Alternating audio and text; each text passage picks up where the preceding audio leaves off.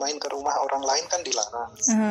Masih bandel buat main game bareng, pada main ketahuan sama polisi. Terus? Tempat didenda $5,000. Wow. Itu udah membuka tempat-tempat umum gitu, udah mulai normal. Ini udah mau menuju tahap kedua.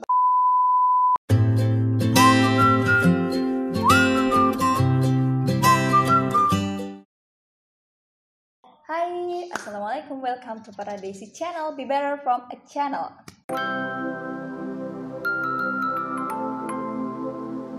Halo gengs, di hari kali ini udah sebenarnya aku nge-tag videonya H+3 Lebaran, tapi mungkin nanti tayangnya beberapa hari setelah Lebaran.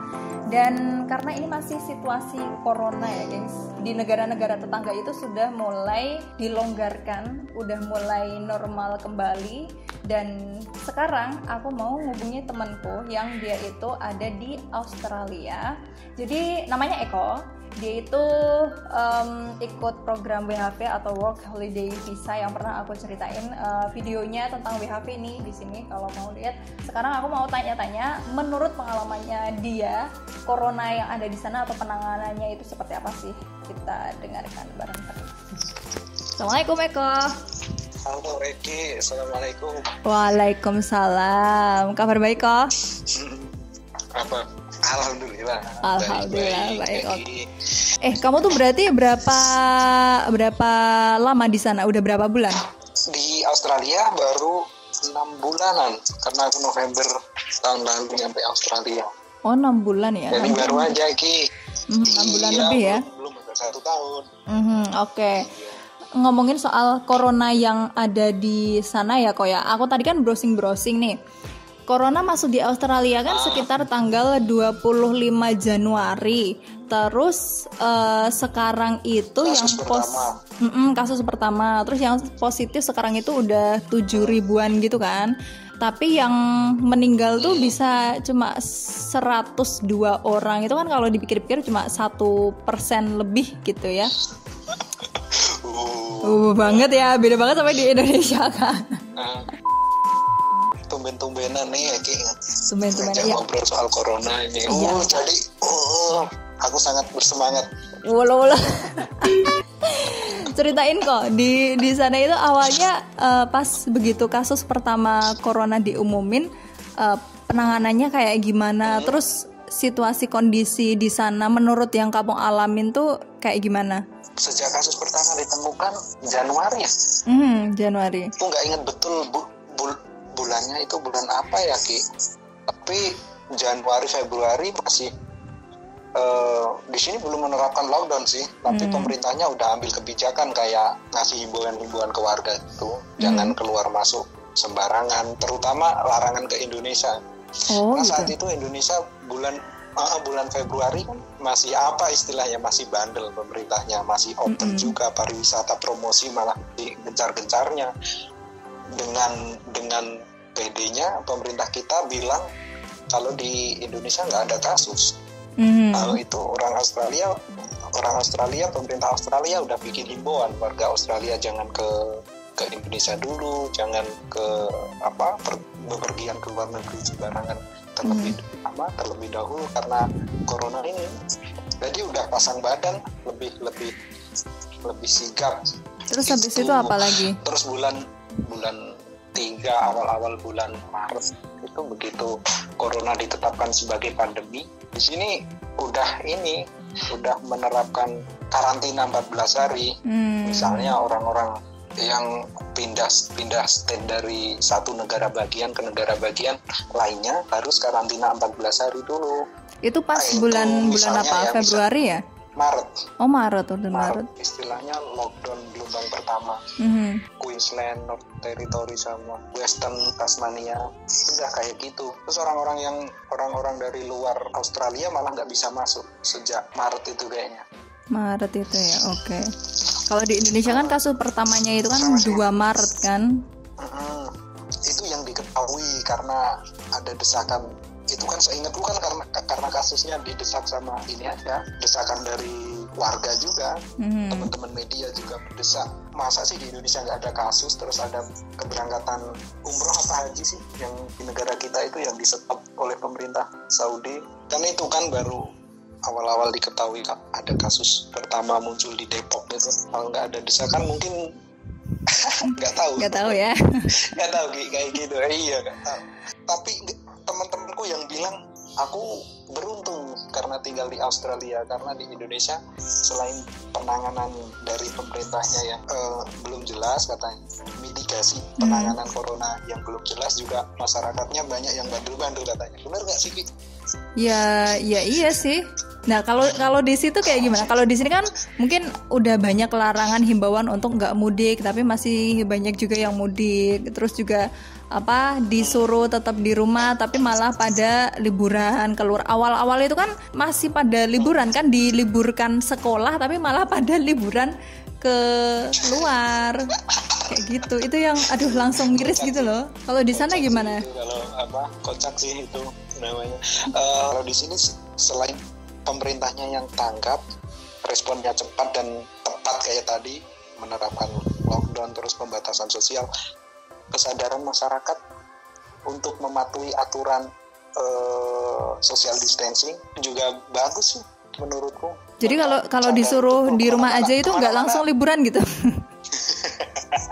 Ya mungkin ada gitu kan, tapi nggak sebanyak dan seperti Indonesia. Mungkin ya orang-orang pergi ke tempat umum itu udah jarang sekali. Bulan Maret, awal-awal Maret itu di tempat-tempat umum kayak tempat olahraga itu, aku kan suka jogging di sini nih kalau sore. Itu udah jarang pergi ke tempat-tempat kayak gitu, salon, supermarket juga dijaga ketat sih. Ada misalnya nih, aku mau pergi ke supermarket buat belanja kebutuhan. Di sana udah dijaga sama penjaganya itu, nyiapin hand sanitizer sama orang yang keluar masuk dalam ruangan itu diatur gitu. Misalkan 10 orang ada di dalam nunggu, 2 orang keluar baru 2 orang lainnya baru boleh masuk. Kan gitu diatur, jadi maksimal di dalam supermarket cuman ada berapa orang gitu, misalnya 10 orang, ya udah gantian. Kalau di sini sih yang jagain ada sih, maksudnya jagain suruh cuci tangan, terus tapi nggak ada yang peraturan 10 orang terus nanti gantian kayak gitu, nggak ada sih. Terus kalau soal bantuan-bantuan kayak gitu gimana kok di sana? Bantuan buat orang-orang terdampak COVID ya. Kalau di sini kan di sekelilingku ya, itu tuh baru mulai akhir-akhir ini. Berarti kan kalau hitungannya dari Maret berarti 2 bulan lebih itu bantuan turun, dan per anggota keluarga ya. Maksudnya per keluarga itu tuh dapat bantuan 600.000. Tapi itu orang-orang tertentu aja dicatetin aja sih. Oke, itu bentuk bantuannya seperti apa kalau boleh tahu ya, nanti biar ini aku bandinginnya. Langsung uang tunai kayak gitu sih. Gitu.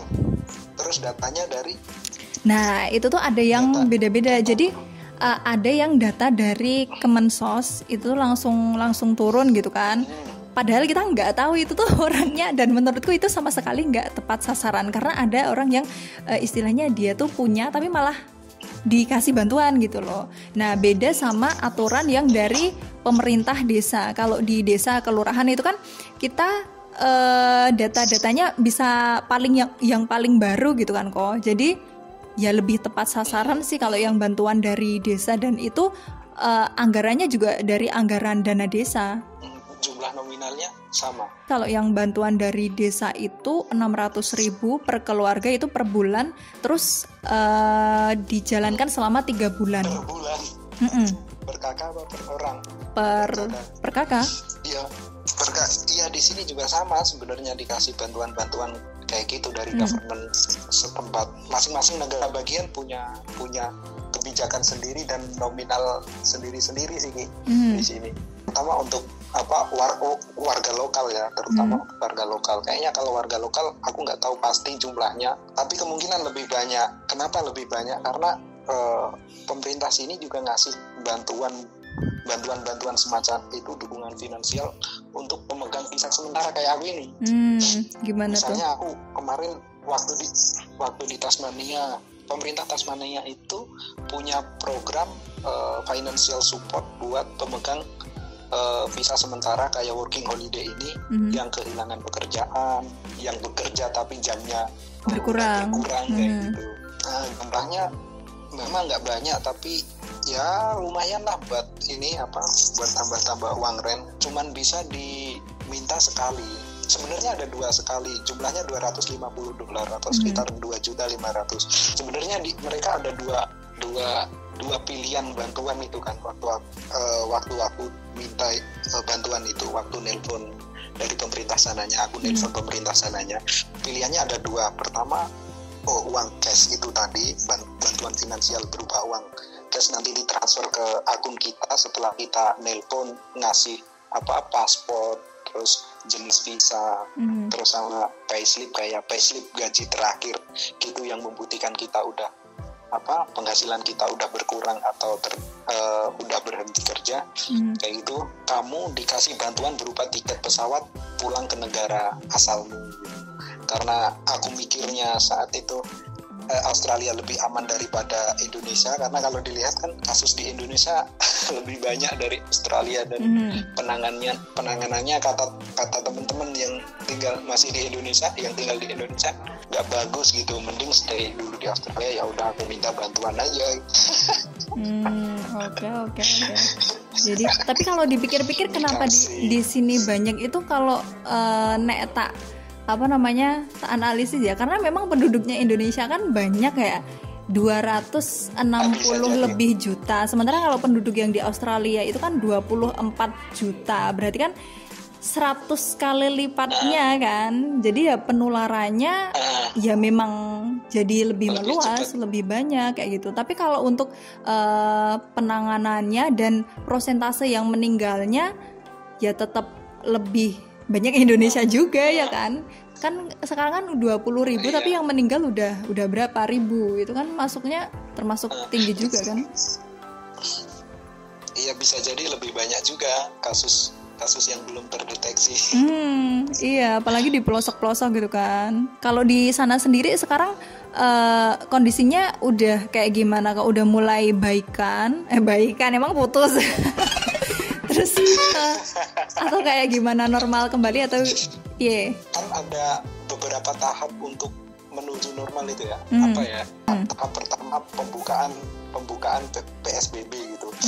Itu beberapa negara bagian udah melakukan tahapan-tahapan menuju normal itu tadi. Kalau nggak salah bagian utara, negara bagian Northern Territory udah lebih awal dia membuka negaranya, itu udah membuka tempat-tempat umum gitu, udah mulai normal. Ini udah mau menuju tahap kedua. Nanti sekolah-sekolah udah mulai buka, tempat piknik udah mulai buka. Victoria, NSW juga sama. Sekarang udah mulai buka tempat-tempat umum, tempat-tempat keramaian kayak mall, restoran gitu kan. Mungkin nanti di awal Juni udah biasa kembali. Kayak restoran itu udah buka udah buka, cuman belum bisa makan di tempat.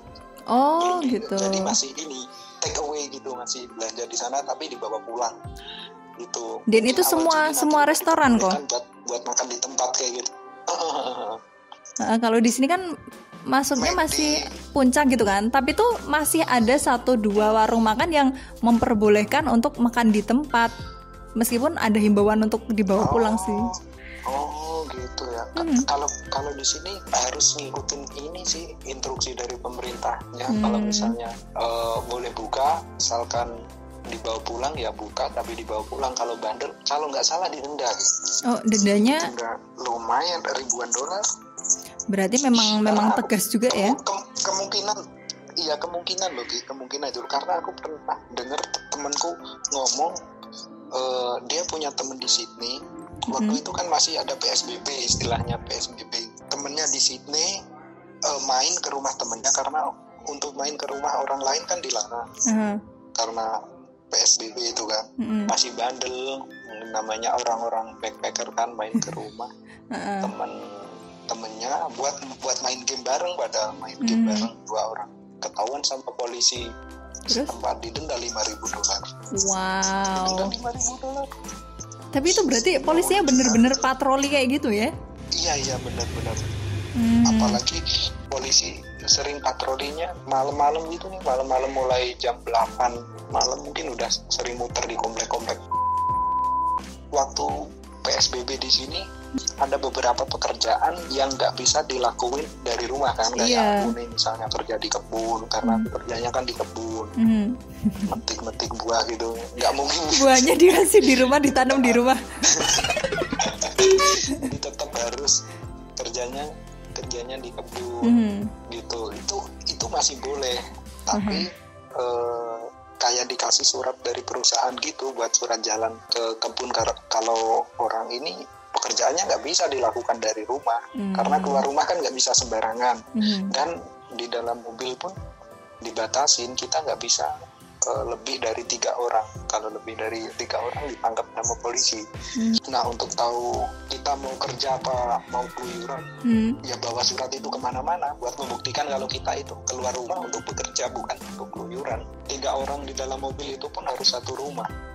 Oh gitu. Iya, yang kayak gitu sih. Tapi kalau dipikir-pikir, kalau di Australia itu kan mulai ada kasus pertama itu 25 Januari. Berarti kalau dihitung sampai sekarang udah mulai agak normal kembali itu kan 4 bulan lebih ya? Februari, Maret, April, Mei, 4 bulan lebih. Sementara kalau di Indonesia itu kan baru mulai Maret, April, Mei, baru 2 bulanan. Ya semoga aja mungkin 1 bulan 2 bulan ke depan udah bisa kayak Australia gitu ya, kurvanya udah mulai landai, terus bisa mulai normal kembali gitu ya. Amin. Ya itu tadi, menurutku tergantung kebijakan pemerintah sama kedisiplinan warga buat ini taat protokol kesehatan yang diterapkan. Kalau masyarakatnya tertib, mematuhi anjuran pemerintah, bisa jadi kita semua berharap segera berlalu. Pandemi biar aku juga bisa pulang. Udah kangen ya. Kok ada yang mau disampaikan buat kesimpulannya?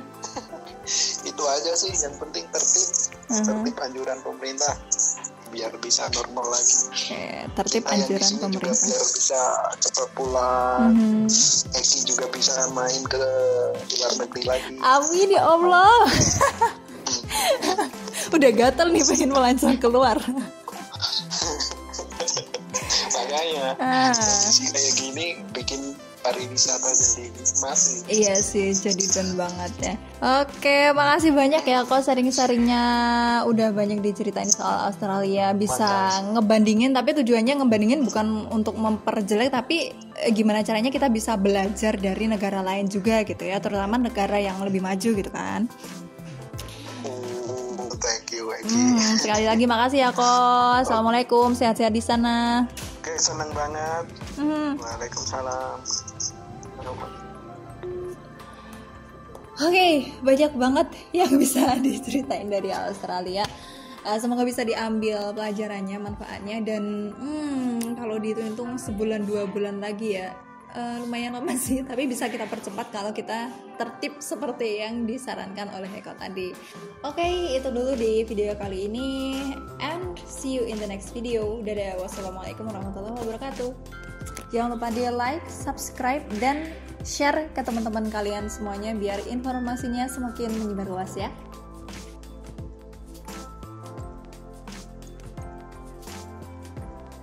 Dukung konten positif di YouTube.